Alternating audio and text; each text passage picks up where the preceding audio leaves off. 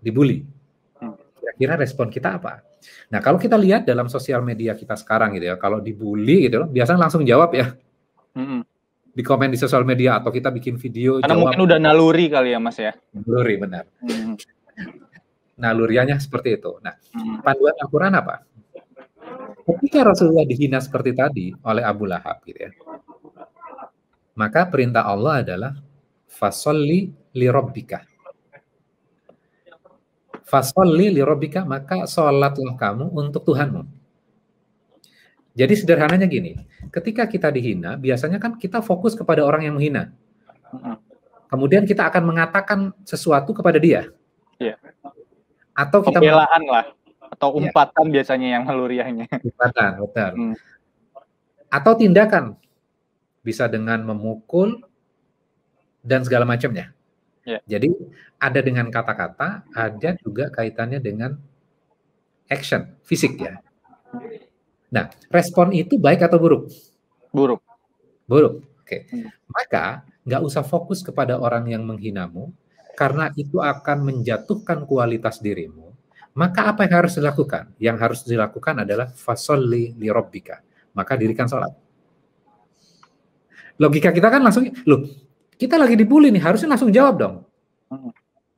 Tapi ketika kita lagi posisi seperti itu, biasanya yang akan keluar dari lisan kita kalimat yang nggak baik.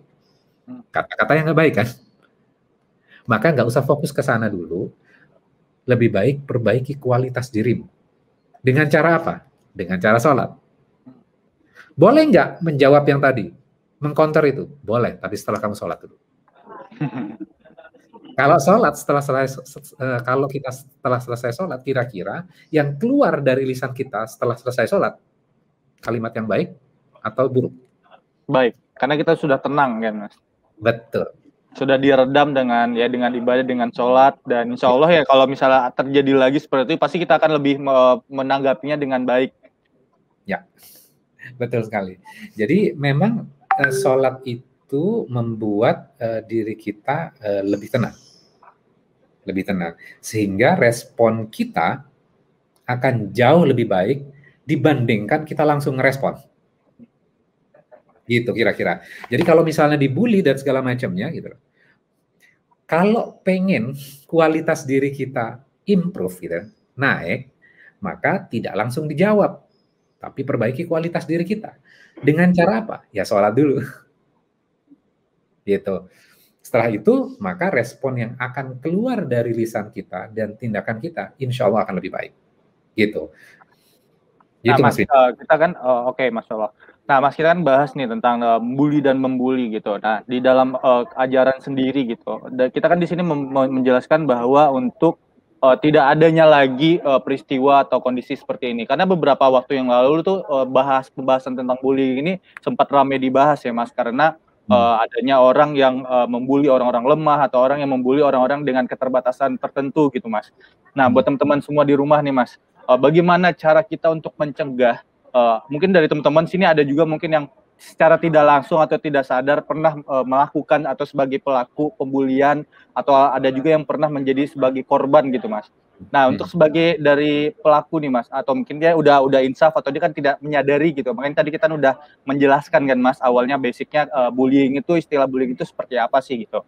Nah, bagaimana sih cara untuk kita mencegah untuk tidak melakukan itu atau tidak terpancing? Karena bullying itu kan budayanya itu biasanya ikut-ikutan ya, Mas. Apalagi saya juga pernah ada peristiwa waktu sekolah dulu kan, karena mungkin di kalangan anak sekolah SMP mungkin atau SMA mungkin yang anak-anak remaja yang mungkin bisa dibilang usia labil, yang mungkin banyak yang menganggap bahwa saya melakukan atau gue melakukan seperti ini itu terlihat keren gitu. Gue pengen ngelihat si A, si pelaku melakukan pembulian itu terlihat keren dan gue juga pengen melakukan itu. Nah, dari Mas sendiri bagaimana sih cara untuk mencegah agar kita tidak bisa ikut-ikutan atau kita tidak melakukan sebagai pelaku gitu, Mas? Ya, oke. Nah, gini sih, sebenarnya sederhananya gini. Pasti kan kita pengen sesuatu yang baik ya, baik buat diri kita gitu loh.